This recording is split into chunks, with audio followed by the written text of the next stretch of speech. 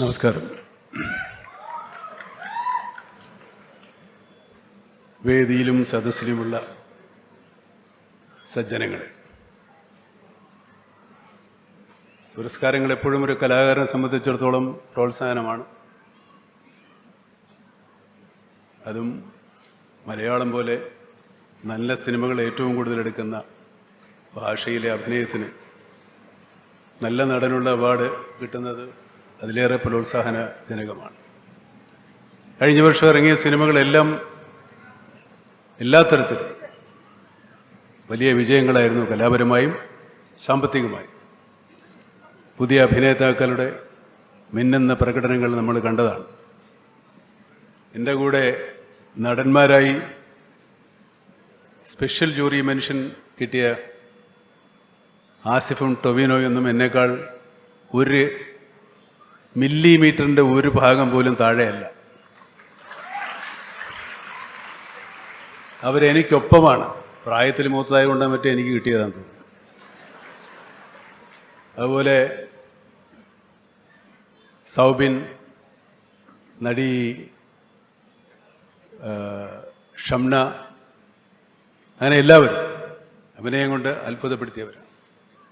ഞാൻ ഈ ഫെമിനിസ്റ്റ് ഫാത്തിമ കണ്ടു. ഈ അടുത്ത ദിവസം നിങ്ങളീ പലരും കണ്ടു കാണും. ഈ പുരുഷാധിപത്യത്തെ പറ്റിയാണ് സിനിമ എങ്കിലും നമ്മളെല്ലാവരും ഒരിക്കലെങ്കിലും ഭാര്യയോടൊന്ന് ഫാനിടാൻ പറഞ്ഞു കാണും. ആ സിനിമയിലെ ഭർത്താവിൻ്റെ പ്രധാന ജോലി ഭാര്യയോട് ഫാത്തിമ ഫാനിട്ടെ എന്ന് പറയാം. ഇത്തരം സിനിമകൾ മലയാളത്തിൽ മാത്രമേ ഉണ്ടാവുള്ളൂ. മലയാളികൾക്ക് മാത്രമേ അങ്ങനെ ഒരു സിനിമ ചിന്തിക്കാനും ഉൾക്കൊള്ളാനും സാധിക്കും. നമ്മുടെ മറ്റു ഭാഷാ ചിത്രങ്ങളിൽ പ്രവർത്തിക്കുന്ന സാങ്കേതിക പ്രവർത്തകർ എപ്പോഴും ചോദിക്കുന്നുണ്ട്, മലയാള സിനിമയ്ക്ക് മാത്രമാണ് ഇങ്ങനെ എന്താണ് ഇങ്ങനെ, അവർക്ക് മാത്രം എങ്ങനെയാണ് ഇത്ര നല്ല സിനിമകൾ ചെയ്യാൻ സാധിക്കുന്നത്, ഇത്ര നല്ല കഥകൾ കിട്ടുന്നത്? ഒറ്റ ഉത്തരവേ ഉള്ളൂ, ഇവിടെ അത് കാണാൻ ആളുള്ളത് കൊണ്ടാണ്. നമ്മുടെ പല സിനിമകളും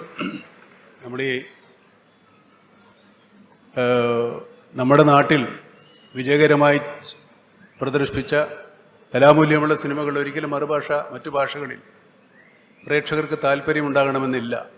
പക്ഷെ നമ്മളെല്ലാത്തരം സിനിമകളെയും പ്രോത്സാഹിപ്പിക്കുകയും സിനിമ വിനോദോപാധി എന്നതിനപ്പുറത്തേക്ക് സിനിമ ചിന്തിക്കാനും മനസ്സിലാക്കാനും സന്ദേശങ്ങൾ പകരാനുള്ള ഒരു മാധ്യമം കൂടിയാണ് എന്ന് വിശ്വസിക്കുന്നവരാണ്.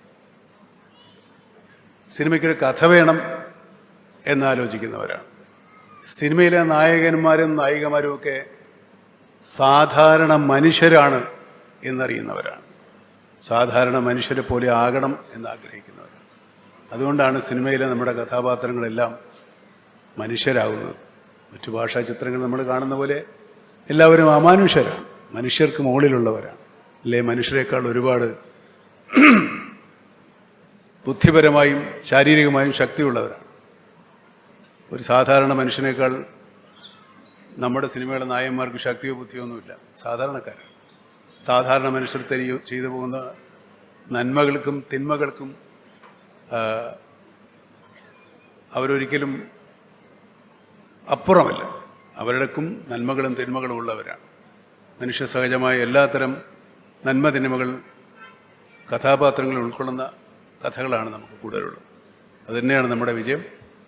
ഇപ്പോൾ എന്നെ സംബന്ധിച്ചിടത്തോളം ഞാൻ ഈ അടുത്ത കാലത്തായിട്ടെന്ന് നിങ്ങൾ പറയുന്ന, ഞാൻ അതിനു മുമ്പ് അങ്ങനെയൊക്കെ തന്നെ ആയിരുന്നു, പക്ഷേ ശ്രദ്ധിക്കപ്പെട്ടില്ല, പോട്ടെ, പറയുന്ന കഥാപാത്രങ്ങൾ എനിക്ക് എൻ്റെ ആഗ്രഹമുള്ള സിനിമകളാണ്.